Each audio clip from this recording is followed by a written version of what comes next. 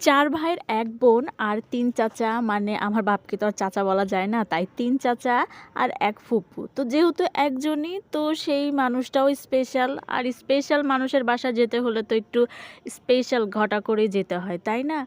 তো hello everyone, আসসালামু আলাইকুম। প্রিহামস ব্লগে আপনাদের সবাইকে স্বাগতম। কেমন আছেন আপনারা? আশা করছি ভালো আছেন। আলহামদুলিল্লাহ, আমরা তো অনেক ভালো আছি। কারণ হচ্ছে আমরা সবাই মিলে আমার ফুপুর বাসায় বেড়াইতে যাচ্ছি।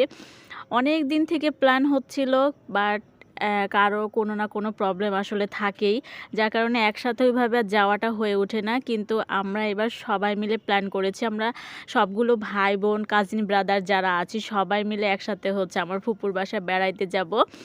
তো এই তো সব দিনক্ষণ ঠিক হয়ে গেছে। তো আজকে সকালবেলা আমরা এই যে সবাই মিলে রেডি সেডি হয়ে ট্রেনে করে এখন হচ্ছে আমার ফুপুর বাসায় যাচ্ছি। বিশ্বাস করেন, গত রাত থেকে এত বেশি এক্সাইটেড ছিলাম যে কখন যাব, মানে কখন যাব এরকম একটা অবস্থা। তো যাই হোক, আমরা হচ্ছে এখন সবাই মিলে ট্রেনে উঠে খুব, মানে এত বেশি মজা করছিলাম আর গল্প করছিলাম। করতে করতে কখন যে আমরা চলে আসছি আসলে বুঝতেই পারিনি। খুব অল্প কিছু সময়, রাজশাহী থেকে তো হচ্ছে 1 ঘন্টা মতো লাগে আসতে। তো আমরা এই তো এখানে চলেও আসছি। আর এখানে আমরা কিছুদিন থাকবো, মানে হচ্ছে অল্প কিছুদিন থাকবো, বাট সেই অল্প কিছু সময়টা আসলে অনেক বেশি আনন্দ আর অনেক বেশি মজার হবে। কারণ যেহেতু আমরা সবাই একসাথে আছি, তো এই তো আমরা হচ্ছে আমার ফুপুর বাসায় চলে আসলাম, স্টেশনে চলে আসছি। আর ফুপুর বাসায় যাব, তাও আবার এতদিন পরে কিছু না কিছু না নিলে তো হয়ই না, মানে মিষ্টি মুখ না করালে তো আসলে চলেই না, তাই না? তো এই যে আমরা হচ্ছে সব কিছু কেনাকাটা করে, আর দেখেন আমাদের কতগুলা ব্যাগ, মানে আমরা এতজন, মানে প্রায় 13 জন মতো আমরা এখানে আসছি সবাই মিলে। তো সব কিছু এই তো মানে ট্রেন থেকে, স্টেশন থেকে নেমে এখন হচ্ছে আমরা বাসার দিকে চলে যাচ্ছি। আর এই যে হচ্ছে সেই গলি মানে ছোটবেলা থেকেই হচ্ছে একদম যেরকম দেখে আসছি এখন পর্যন্ত ওই রকমই আছে।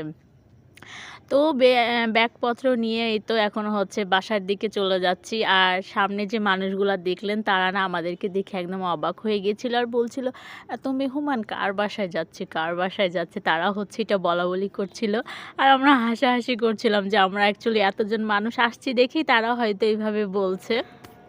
তো দেখতে দেখতে আমরা হচ্ছে বাসার ভেতরে চলে আসলাম। আর বিশ্বাস করেন, আমাদেরকে দেখে আমার ফুপা আর ফুপু এত বেশি খুশি হয়েছিল যে তাদের চেহারা দেখে বোঝা যাচ্ছিল যে তারা আসলে কত বেশি খুশি হয়েছে। বিশেষ করে আমার ফুপু, কারণ তার আর ভাইয়ের মেয়েরা, ভাইয়ের ছেলেরা আসছে দেখে সে ভীষণ রকমের খুশি ছিল।